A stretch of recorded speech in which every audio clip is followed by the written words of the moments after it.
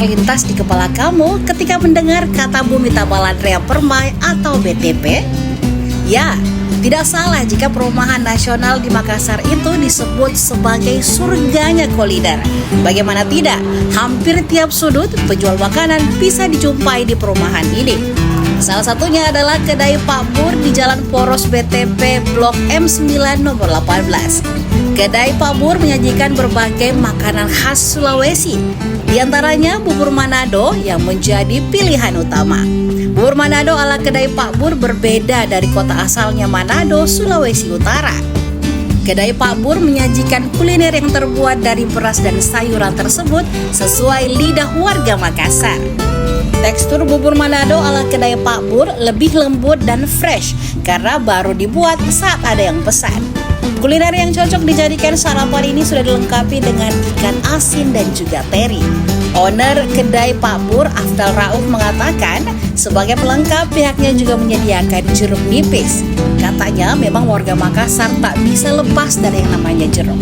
Afdal menjelaskan bahwa awalnya bubur Manado dipilih sebagai menu utama karena khas dan selalu dirindukan. Selain itu di wilayah BTP, bubur Manado kala itu masih jarang dijumpai. Rasa dan ciri khas bubur Manado ala kedai Pak Bur pun sukses menarik warga BTP dan sekitarnya. Di pagi hari, usaha yang berdiri sejak tahun 2012 itu selalu ramai pengunjung karena dijadikan sebagai sarapan. Tak heran, kedai yang buka dari pukul 6.30 hingga 21 malam itu bisa menjual rata-rata 100 porsi bubur Manado per harinya. Untuk harga, bubur Manado kedai Pak Bur ditawarkan mulai harga Rp16.000. Bukan hanya bubur Manado, kedai Pak Bur juga menyajikan menu lainnya seperti sop ubi, bubur kacang hijau, dan juga gado-gado. Terbaru adalah bubur ayam yang sudah dilengkapi dengan ayam suwir, ati ampela, hingga kerupuk pangsit. Perpaduan bubur Manado dengan kaldu yang gurih membuat bubur ayam kedai Pak Bur juga menjadi pilihan pelanggan. Aneka menu dari kedai Pak Bur juga bisa dipesan melalui aplikasi online.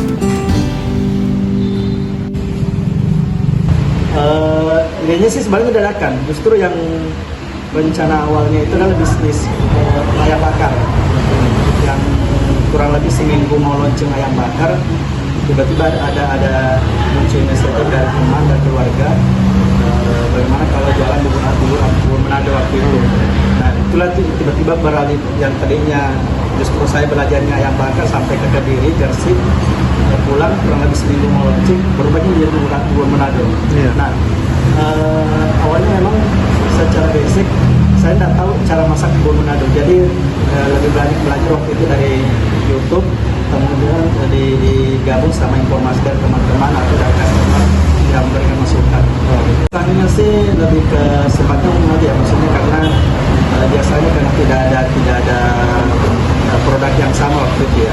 Karena ini kan kita lihat kalau sarapan pagi paling banyak nasi kuning, terus bubur ayam kayak gitu. Nah saya lihat kayaknya bubur ayam, bubur Manado ini termasuk makanan khas yang merindukan, tapi sulit untuk didapatkan waktu itu. Itu berawal dari akhir tahun 2012. Iya. Bubur Manado ini sebenarnya kan kalau versi Manado itu beda banget ya. Itu beda sekali sama versi Manado yang kita jual dengan versi Manado aslinya. Jadi di sini memang kita menyesuaikan dengan lidah-lidah Makassarnya.